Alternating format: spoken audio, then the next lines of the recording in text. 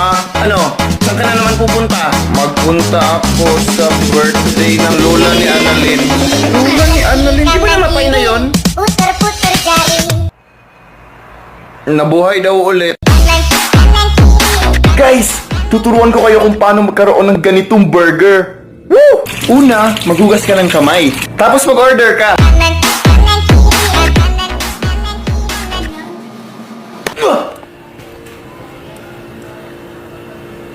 Hindi ka kasi nakikit. Putang ina, tumalsik yung mat.